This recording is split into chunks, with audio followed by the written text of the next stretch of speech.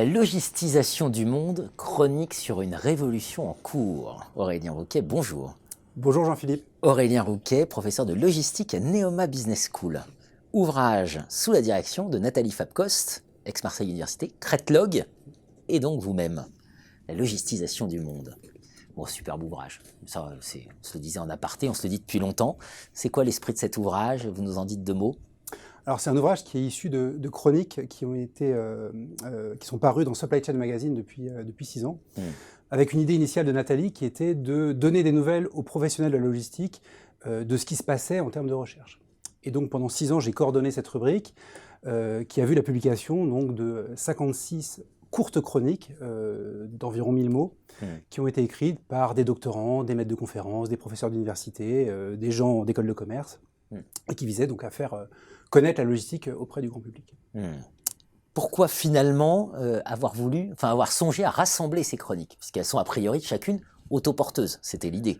Alors on s'est posé la question en fait de les rassembler en ouvrage, et puis on les a regardées collectivement et on a été vraiment frappés parce qu'elles témoignaient de, entre guillemets, l'impact de la logistique au niveau non plus uniquement des entreprises. Et ça, en tant que chercheur en gestion, on est convaincu depuis longtemps que la logistique est stratégique, mais qu'au fond, dans notre monde, la logistique était ultra présente.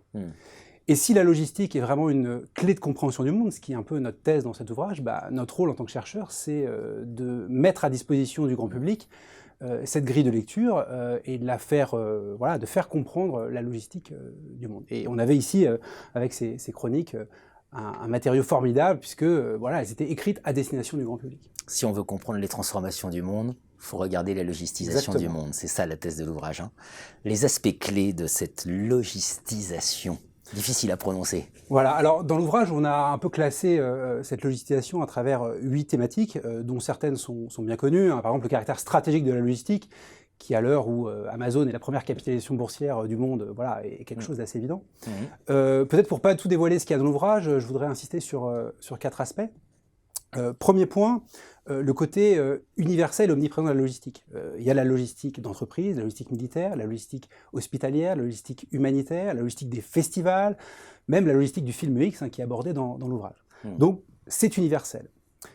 Deuxième aspect, derrière la logistique, il y a une industrie. On parle aujourd'hui beaucoup des GAFA, mais ce qu'on oublie, c'est qu'aujourd'hui dans notre monde, il y a tout un tas d'acteurs qui sont là pour faire circuler les flux.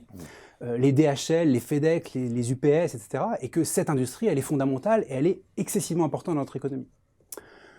Troisième aspect, la transformation de la consommation. On a un peu l'habitude de voir la consommation, je dirais, sous l'angle de Baudrillard, comme quelque chose de symbolique. Mais aujourd'hui, consommer, c'est faire un acte de logistique.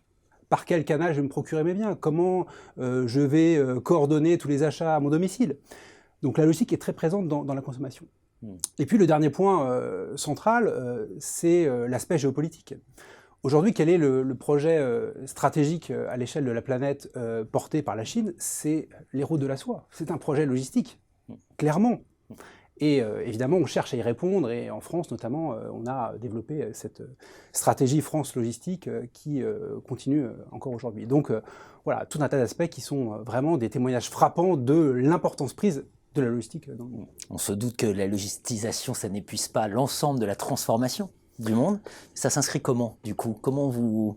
Alors, en fait, ce que j'ai envie de dire, c'est que peut-être la logistisation du monde, elle étaye une espèce de thèse qui est un peu la thèse défendue par Paul Virilio ou plus récemment par Armut Rosa, d'une espèce d'accélération du monde moderne. Tout devient de plus en plus vite. On a les flux financiers qui circulent de plus en plus rapidement, c'est la financiarisation. On a les flux d'informations qui, évidemment, sont ultra présents avec la digitalisation. Et puis, on a cette logistisation à travers les flux physiques. Et donc, notre monde devient de plus en plus fluide, tout circule de plus en plus rapidement. Et l'intérêt de l'ouvrage, c'est de mettre l'accent sur la logistisation, qui est quand même beaucoup moins médiatisée que la financiarisation ou la digitalisation. Derrière cet ouvrage, il y a une certaine conception de la recherche. On m'a interrogé sur cet ouvrage. On m'a dit, mais c'est quoi finalement la singularité du regard du chercheur en logistique? Vous évoquiez les films X, une chronique que je recommande de Gilles Paché dans cet ouvrage.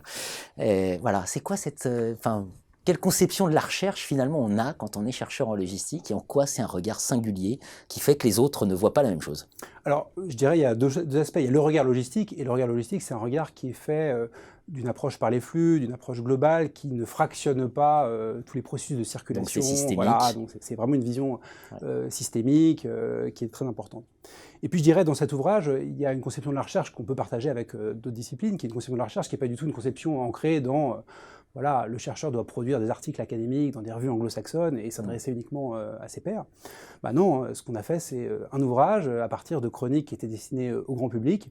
Et on a quelque chose qui est, je crois, n'existe pas dans le paysage mondial. Il n'y a pas d'exemple de cet ouvrage, y compris dans le monde anglo-saxon, avec voilà, un ensemble de chroniques. Est-ce que c'est un essai? Est-ce que c'est un ouvrage de recherche collective? Je ne sais pas vraiment.